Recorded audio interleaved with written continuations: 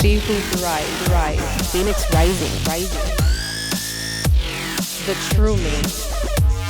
The ups and downs crazy in life.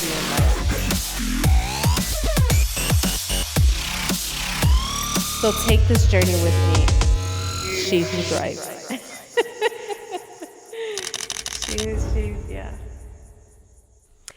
Good morning, sunshines, and welcome to the podcast She Who Thrives, a podcast about women who have faced different adversities in life and have made it through and became successful in their own right, and whatever success means to them. But like I said before, if you've been paying attention or watching our show, March is about men. We are interviewing men, and this is our second man that's going to be on the show. It's March Manifest, Men's Journey to Strengthen Success. So I have a pleasure to have here with us my next guest. This is my second guest, Gene Columbus. Yay! Oh. And the reason why I wanted to bring him on is that he's been a part of my life for the past 8 years. Oh, yes. So while I was working for the state of Florida, I decided to leave, and I really wanted to go somewhere else where I felt positive and also be able to open my business on the side. And I found Orlando Repertory Theater at the time, because that's not what it's called anymore. And they gave me the opportunity to work there and also be able to open my business on the side. And Gene was my boss there. And it was a great experience. And I think you were one of a kind boss, I have to tell you. I did everything you told me. So welcome. Yay. Well, thank you, Janelle. It is, and I just got to start by saying, when you asked me to do this, I was overjoyed. I had the opportunity to read your book, but I also, over the time we worked together, I watched you continuously making an effort to get better. Mm-hmm. You were on a quest, and all these little steps you took, and there were some steps backward that you had to endure. But your perseverance, determination just kept you going. And it was with real reluctance that I agreed that, okay, we'll find somebody to take over that full-time position. But you made such an impact and kind of wrote the owner's manual for us at Orlando Rep, which is now Orlando Family Stage. And yes. I would encourage folks, if you have a family, it's a wonderful place. And Janelle will share with you that they do remarkable things for families, and of course focus on children and children's programming. So here we are. So when I was working there, I was going through a lot. And the book he's talking about is called Loving a Bipolar Bear.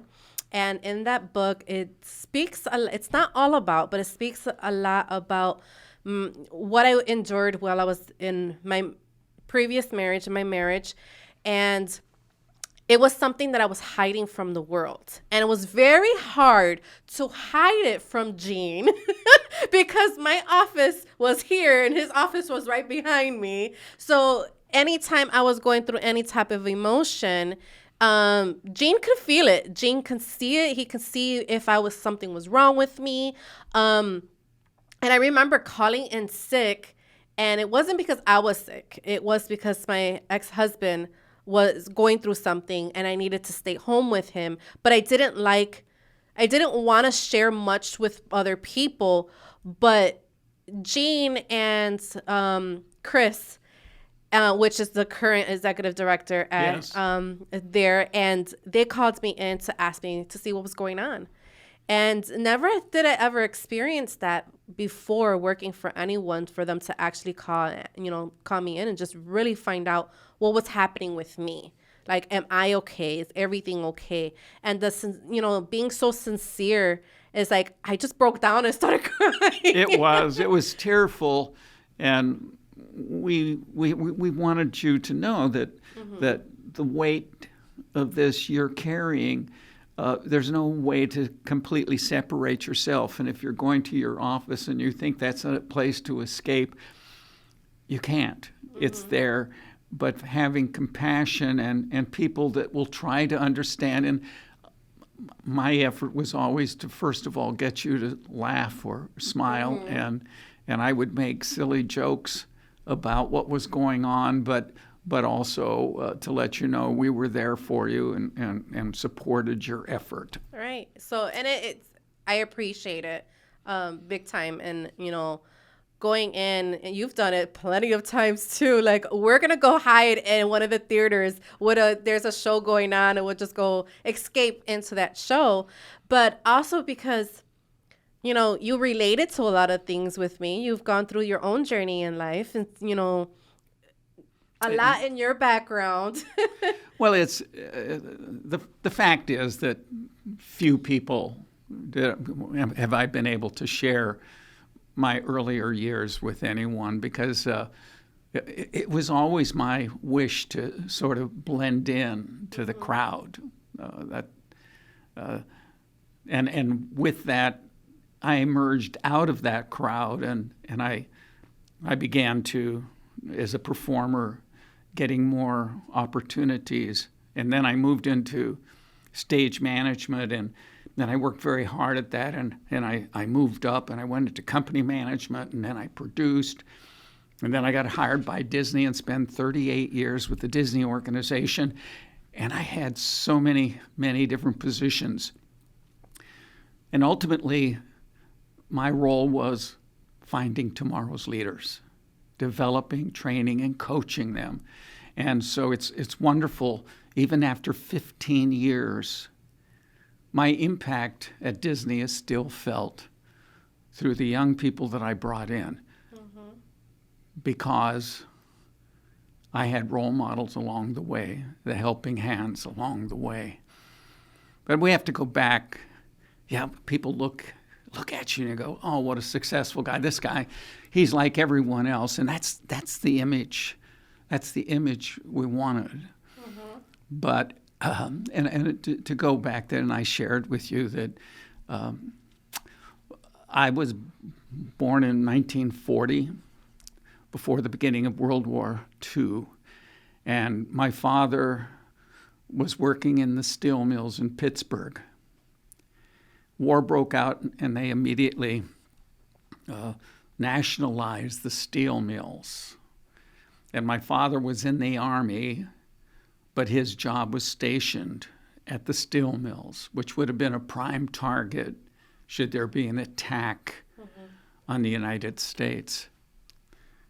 The air pollution and all of those kinds of challenges they put all those aside. There was a war effort. Everybody was at war. The United States was at war. You're talking about women and women overcoming challenges. And when you said that a moment ago, it just rang about my mother. Here we are in this polluted environment. And my mother got tuberculosis. Then my older sister, Chris, got tuberculosis. They were able to send her away, but my mother had to stay there and take care of me and my little sister, Phyllis. And she endured that, and then had another child, Dan, my little brother.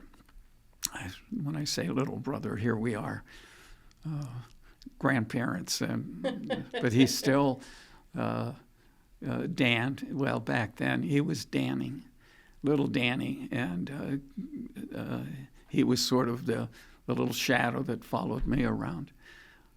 But after in 1946, when they were still mopping up, my mom was so ill that they said that you need to get her out of this environment. So my father applied for a transfer. So they transferred to Fitzsimmons Army Hospital in Denver. And later on, he was moved to Laurie Air Base.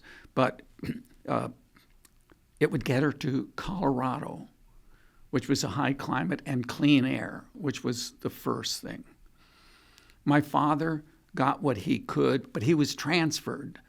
The Army took him and whatever he could fit into his duffel bag or whatever, and he was off, leaving my mother with 4 young children to take a Greyhound bus from Pittsburgh to Denver. Oh, wow.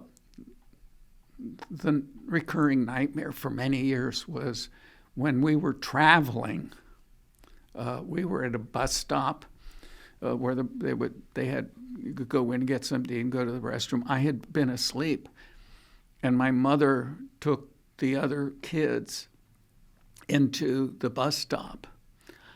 I woke up and I was all alone, and I can remember panicking and just running in a fit. Where is my mom? I was probably just turned 6. And as I say, this trying to find her was a recurring panic feeling.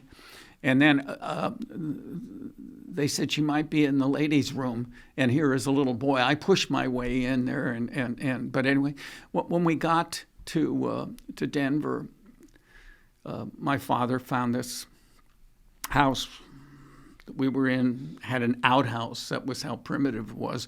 There was water in the house, but running water, but no hot water. You had to heat that up, and they did have gas. But we weren't there long because my mother went in to be checked at National Jewish Hospital, which was the premier tuberculosis treatment center in the country. She got in there and they wouldn't let her leave. They admitted her into the sanitarium. And my father was left with 4 children. And he scampered around trying to find something. He's still in the Army. He's still having to do all that. He was overwhelmed. He went to Catholic Charities and begged for help. So the 4 of us were put into St. Clair's orphanage. Well, that was home. For how long? On and off for 5 years. Oh, wow. And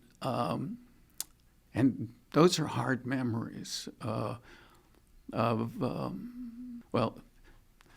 it was more like 3 years at St. Clair's. My mother lied and said she felt better, and she got us all home, and she had a relapse, and she was readmitted, and there wasn't room for me at St. Clair's. They put me in St. Vincent's Home for Boys, where you heard the stories about boys of that age. They could be really cruel, and it was difficult. It was but in the process, I got very ill. I can remember being in the hospital, and they were checking me over, and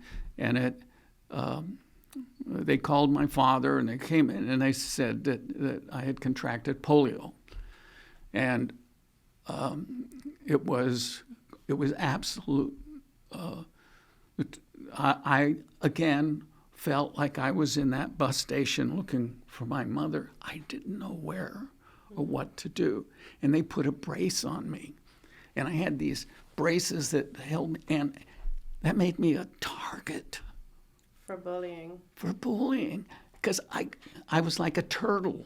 You knocked me down, I couldn't get up, and the kids thought it was funny because as I was walking down the hall, you just hit me right, and I'd spin and fall, and I couldn't get up, and the nuns saw that this was a challenge, and so they tried to protect me, and so I had a singular job. I was put in the chapel, and I would do the little vacuum around the altar and dust every day. But I wasn't much with the other boys because it was. I was for just your own safety. That's what it was. Yeah. But at St. Vincent's, it's Dennis Cooper. Dennis was the biggest black kid who could not understand why the boys were being mean to me. And Dennis was always hungry, and he ate with me, and I didn't like to eat much, and he ate half my desserts and so on. But Dennis became my friend, but also protector in a sense. Because if someone knocked me down, he would go. And in a way, he was just saying, why did you do that? Trying to grasp. Why would you do that? Yeah. He was this was the sweetest spirited young man you would ever want to meet. And so Dennis, I feel like God through my life has sent angels. Dennis was a beautiful angel that came and sort of was at my side, and then I can remember we saw a movie. They'd bring movies. We had a little kind of auditorium where they'd show us movie, and they'd be 16 millimeter, and they have to change the reels. But there was Dennis. There would be Gary Cooper. There was a Gary Cooper movie, and I went to Dennis, and I said, "Are you related to him because you have the same last name?" And we both curious about that. How can, because we didn't know, and here we are, 7, 8 years old, and thinking about that. But then it was dealing with the braces and not being able to participate, but people would volunteer. There was a wonderful Mr. Bernard would come, and I kind of included him. I wrote a play called Snips, honoring my father, the barber. I included kind of an image of Mr. Bernard, a tiny little man, a fashion statement with plaids and checks and bow ties, with a large port wine stain on his face. But he would play, and there would be music for us, and he would come, and we would do these sing-alongs from the 1920s, and I love that. Then they had a girl that would come and was going to teach tap. I wasn't allowed to take that. So I would sit at my chair watching, but my feet were moving. Oh, I wanted to do that. And so when everybody would be, I'd get up and try. But it fascinated me that we got home. My mother, but going home was probably they were able to take Danny was taken because he was the youngest, and Mom just desperately needed to bond with her youngest. Then she convinced them that if she had my older sister to come and help. So Danny and my sister Chris got to go, and they said you can then every 3 months you can bring another child. So they brought Phyllis home. I was the only one left. And I'm sorry. That's okay. It just brings back the memory of when you're 10 years old, 11 years old, you get Sundays to go out, and they'd have to take me back to the orphanage, to St. Vincent's. It was devastating. I memorized the streets because I was going to run away and go home. But that's when we talk about adversity builds character. I don't necessarily think that's true. I think it reveals it. I had no alternatives, but I had to hang in. Right. Once I got home with the rest of the family, things between my parents got really bad because they were separated. My mother was in the sanitarium for years, and my father was in the Army, and who knows what was going on and all of that. But they broke up, and then my father was a barber. You know, this isn't he didn't have much. Right. So this feels like a therapy session.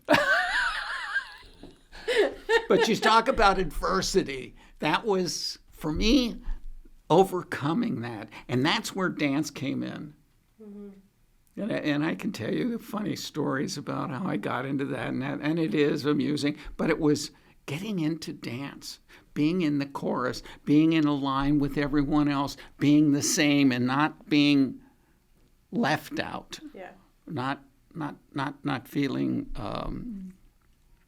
not being singled out or left out. It was, I could be in that. And that was a wonderful way of illustrating that when someone said, "You're really good at that." And that was the first time in my life when someone told me, you're good at that.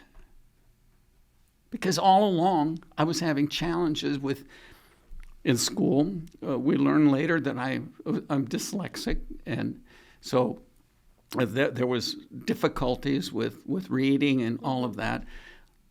In math, I was doing great. Everybody was going, "Oh, yeah." They put me in remedial reading and remedial math, and I helped the math teacher, and she would have me go around and help the other students. But in reading, it was difficult. Yeah. But also at St. Vincent's, many of the boys, their first language was Spanish. They didn't speak English, so the teacher was spending a good deal of the time just teaching fundamental English for non-English speaking kids. And this was in Colorado? Colorado, yeah. But, again, when you think back on it, that was a way of a safe haven. The art, the creative side? Mm-hmm.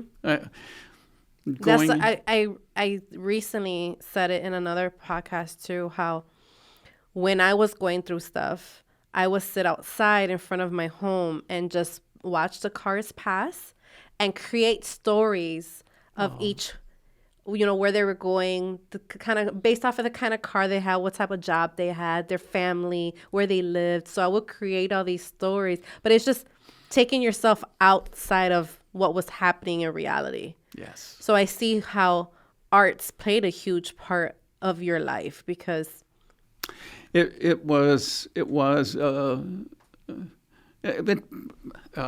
like to say once I got to that point, everything was honky-dory. But again, I attribute to my mother. It takes a long time to come to terms and understand what my mother had to deal with. Parents divorced. A really, really bad man came into her life.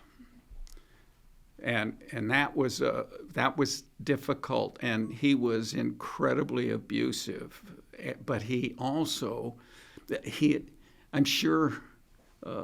He had lost everything. He was bankrupted, and all he wanted was her name. Mm-hmm. He needed a new name. My mother, who loved to bake and would she would knit. She's a real homemaker type person, mm-hmm. and suddenly, I'm told, she's involved with dog racing. And how did this come about? Well, we'll just call him George. Mm-hmm. George took over her life, her name, and because he couldn't use his own name. Mm-hmm. My older sister was still pretty young. She was turning 19, mm-hmm. 18, 19, and she got married. And she just couldn't get out of there quick enough. And then George, who was, as I thought, was mooching off my mom, I got a scholarship, mm-hmm. and I was spending the summer on this really amazing scholarship with teachers from New York, and just immersed in what I wanted to be my career. Mm-hmm. And George confronted me and said I should go out and get a job to help the family. He was not working. And I said so. I said, you're just mooching off my mom. I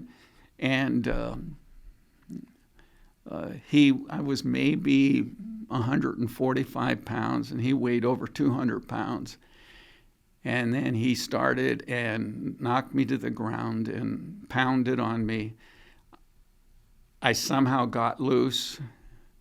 I had spent all my life savings on getting the ugliest car you've ever seen in your life, but it ran. The air condition. It didn't have air. I mean, it didn't have even a heater, or I think it only had a radio. The radio worked, but the horn didn't. But I went and found a friend who was a pediatrician who had given me my scholarship to dance, and he had to patch me up. When I left that day, when I was not quite 17, I was several months before I turned 17, I left home and never went back. Same. I was 16 when I left home. Mm-hmm. Yeah. But I was removed from home, but I was 16. Yeah. Mm-hmm. Well, there was no one I could turn to, but there were people in the arts that surrounded me. Where did you go at that age? At that point, I had a couple of days in the car, and Bob Fisher, the doctor, mm-hmm. He had 4 daughters, 4 beautiful daughters. That all danced, and he talked to someone that talked to, and then I ended up getting a room for $5 a week, and it was a little bedroom. I shared a bathroom, shower, and all that. I didn't ever see the one guy, but there was one man who was an alcoholic who would get horribly sick, and this was the same environment in which I was, but I had to endure it because I had no place else to go. So I had that little room, and it was just down the street from the Civic Theater, and they would make work for me so that if they could give me enough mm-hmm. money to I could eat and take classes, and occasionally I would go in and I'd take dance class, and when I would come out and I'd change clothes and I put my hand in my jacket pocket, and there would be a $5 or $10 bill, and I knew that Dr. Fisher Did it? It was looking out for me. Yeah. Another angel that so it's the do we control that? Control yourself. You can control the situation, but I will admit there were times when I felt totally out of control. I thought that I was like a bush in the wind.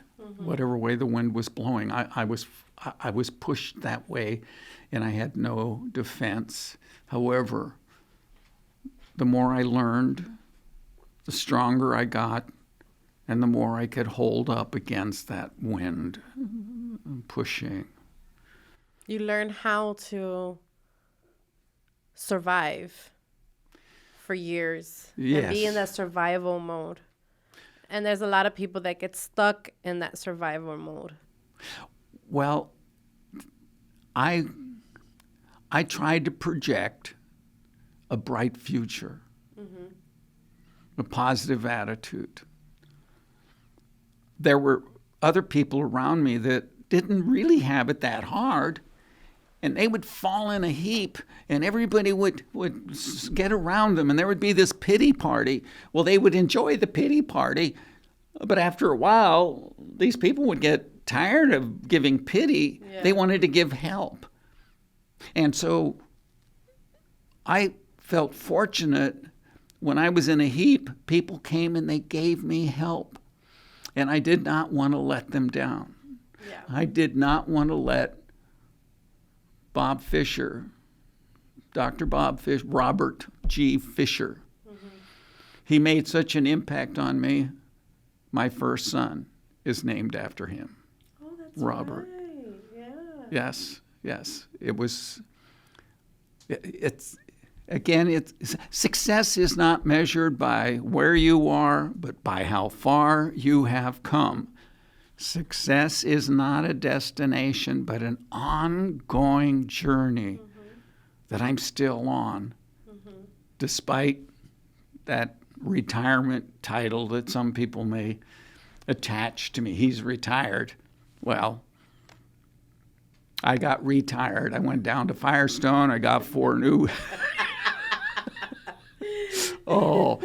So other questions that you have for me? So you and your older sister left. Yes. Oh, what happened? Really painful. This one's really painful. George was beating on my mom and my younger sister, Phyllis. She got a knife and stabbed him to stop him. Of course, he turned on her, but she escaped. She was about 18. Just beautiful little Italian girl with big brown eyes. Just lovely, lovely girl. Well, she couldn't go back there, and my sister, Chris, had a baby, and they were in this one-bedroom apartment, and there was no room, and Phyllis didn't want to impose.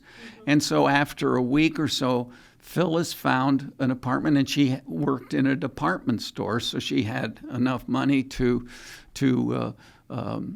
pay her rent and take care of herself. The location wasn't the greatest. One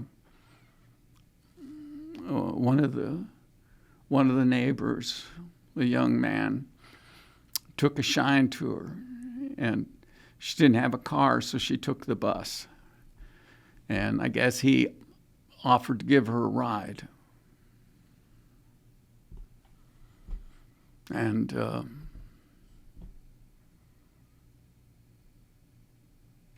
he raped her and choked her to death. So my little sister was murdered. That's very heartbreaking. It is, and it goes back to someone that was evil, that caused her to leave. 18 years old. just starting out. Right.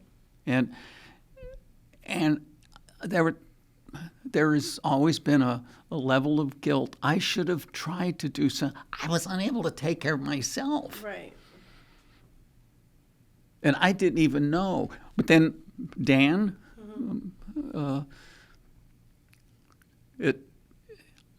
he turned on Dan, and Dan was a high school student. Dan was an athlete. Dan hit back. So your mom stood with him that whole entire time? She was completely under his control. He controlled everything. Her money, her home. The announcement of Phyllis's death was not Mary Columbus. The parents are Mr. and Mrs. George Epple. My mother's name was not even mentioned. Wow.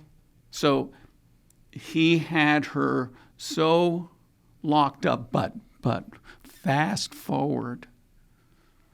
My mother in her 60s, the smoker, lung cancer, in hospice. She reviewed some of the things, and my job was to make her laugh, and but she won. She said one thing. She said, she laughed, and I said, "What are you laughing?" He says, "I outlived that son of a bitch." So he died before. He died first, and because he went to work for the railroad, so he had a pension, and because she was married to him during that time, she made a claim and was granted. And he fought. He did all kinds of things. This is a slimy individual, but you know that. She said that gives me such great joy. Yeah. Because this man had manipulated and hurt her in so many ways. Yeah. The beginning, he didn't even use his real name. He had an alias, and When he first met your mom? yeah, it was a tragic relationship. But all of these things, the arts. The arts is what pulls you out. That was that lighthouse off in the distance that was giving me directions. And wow, because then you could go to this place. You could go and the music, and I fell in love with ballet, and it was the cutest girls. Sorry. It was, and they loved having a partner, and it's. I think I'd take. Jane, were you a ladies' man back then? The truth. The truth is that those girls treated me more like a brother. And I was, well, there was a couple but for the most part, I was like a big brother, but yes, and like my sons, which I instilled in them, you're in only one relationship at a time. Okay. Only one. And if you're Even if it's just for a week, but just one. Yes. Okay. And if you break, okay. Give yourself time to cool before you start, but don't jump ship. Right. if you're looking, then it may be time for you to reconsider what your commitment is. And I so appreciate my sons being, that's in their DNA. That's good. Loyalty. You're That's loyal. You give your word. You keep it. Yeah. So I know we had talked about, I knew somewhat about the orphanage, and I knew somewhat of your sister, but a few weeks ago is when you finally broke it down of what exactly happened. It was heartbreaking, of course, and hearing it again. And you did say that you had wrote chapters on it, but you didn't release those chapters. I wrote the chapters and trying to save that for the next book. I wrote my book, which is Leadership Lessons Learned Being Next to Goofy, kind of recounting my time with Disney. Initially, the first few chapters were recounting those early days. I couldn't. Yeah. But I did say I'm going to. They're in rewrite and expanding, but I think that is something to come after. Yeah. And I wrote it. Well, I wrote my book. My book was written for my granddaughter. The first, I said October the 1st of 2023 was the 100th anniversary of Walt Disney and their company. And I published on that day, and the first printed copy of it was on the 7th, the first birthday of my granddaughter, Grace. And the dedication is for Grace. The book was written for her so that she would know more about her grandfather. Papa, as I'm affectionately referred to. Papa, and they call me. It's so sweet. She wants to talk to Papa, and we do FaceTime, and she has to show me all the stuff. That is cute. It is. It's wonderful. So I appreciate it. I know you had said, reading my book encouraged you in certain ways, which is well, because when you write a book, sometimes you write it and you don't think anyone's really going to read it, or how many people are really going to read it, or how many people are going to really relate to it. So knowing that you wrote that and sharing it here means a lot, because not a lot of people know that. Many people know you from Disney. You were there you're Disney famous. I know when you took me to Disney, everybody's, hi, Jean. So, and then being at the Rep for so long too, and retiring from there. So many people know about you and your career, but didn't know your personal life. So, and going through that journey and overcoming all of that for so many years, and even going through the arts, and you going through whatever you had to go through to be your own success in that. And we're coming up short in time now. So what is the advice that you would give someone that is trying to walk your path as well in arts and getting into Disney and performing? And what would your advice be? I think particularly now in life where I'm a caregiver for my wife, and I look back on all the trials and tribulations, you can only live one day at a time. You take it one day at a time, and you try to make the next day better. And you put everything in position so that you go, wake up and think about, what can I do to make it better? And people reflect your attitude. Yeah.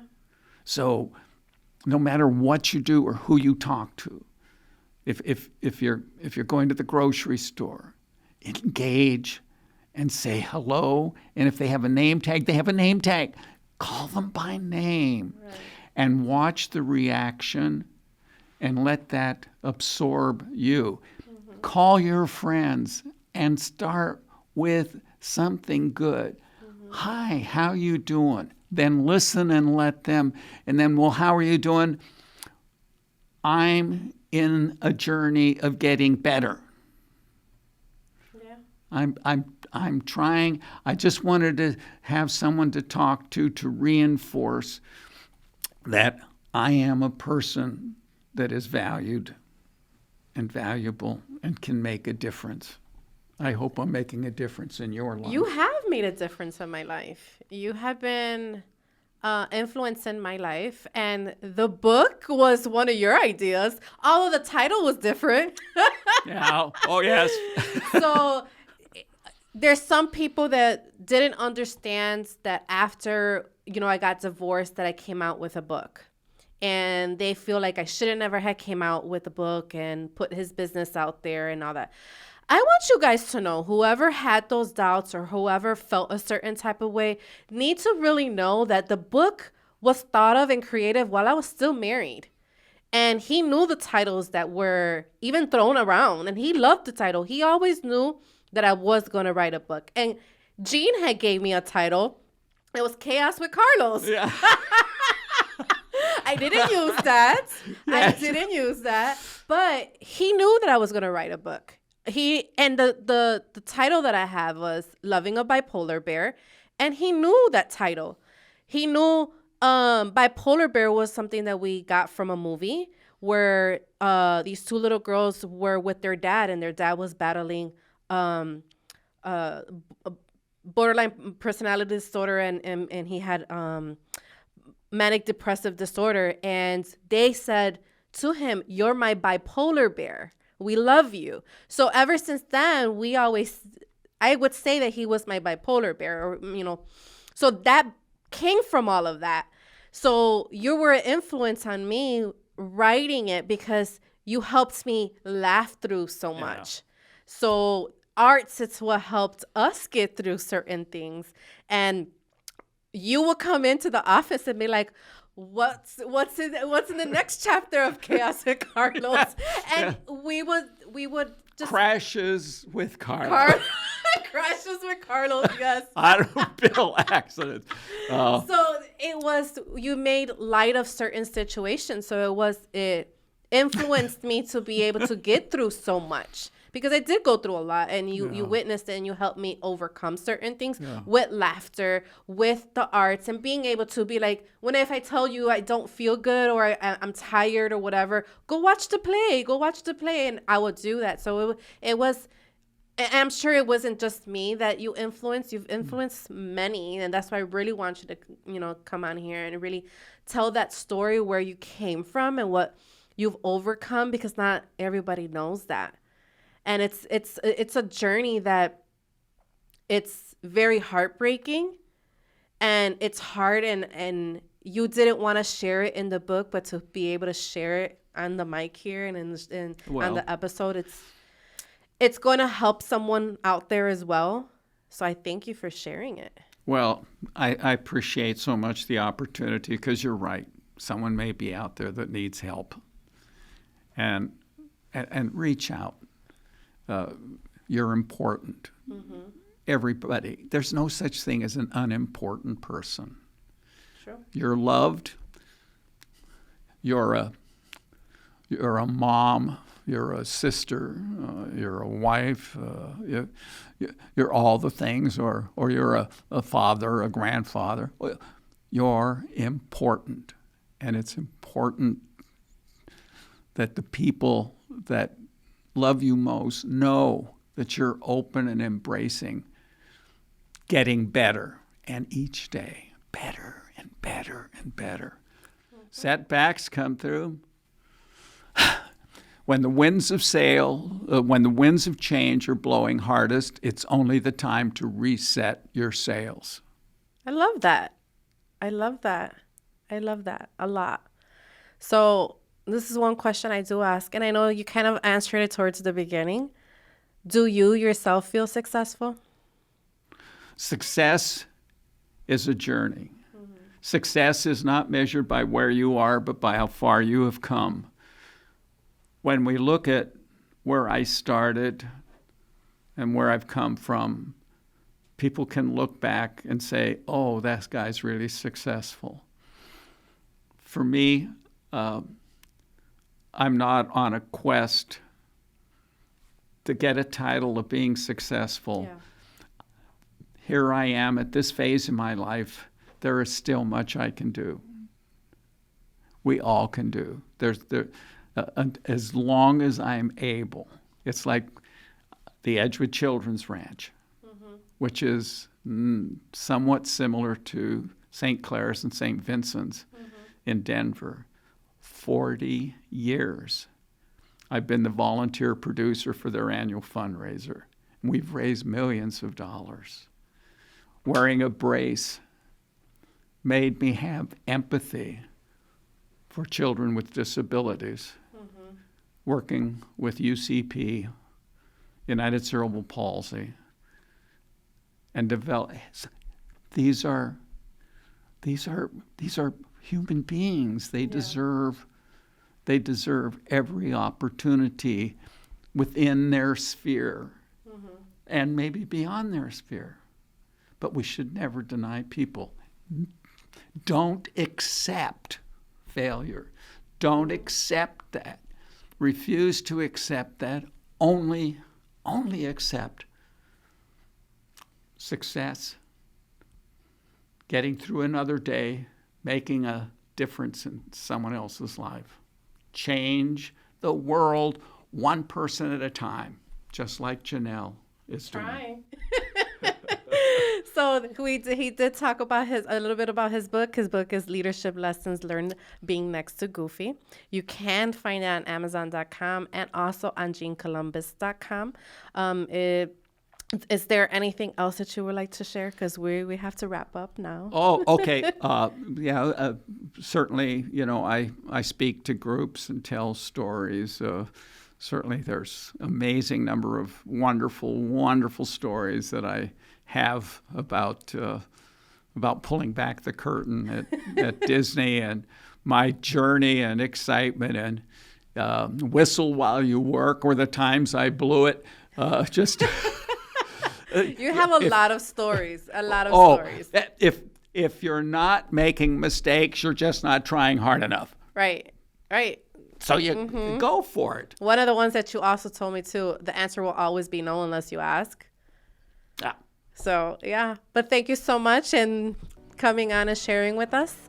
And thank you guys for tuning in to She Who Thrives, a podcast about women and men have gone through different adversities in life and made it through and became successful. Please, please, please do me a favor. Subscribe, share, like, and review. Yes, we are reading the reviews so I can know what you guys want to see next and hear next. Till next time. Bye.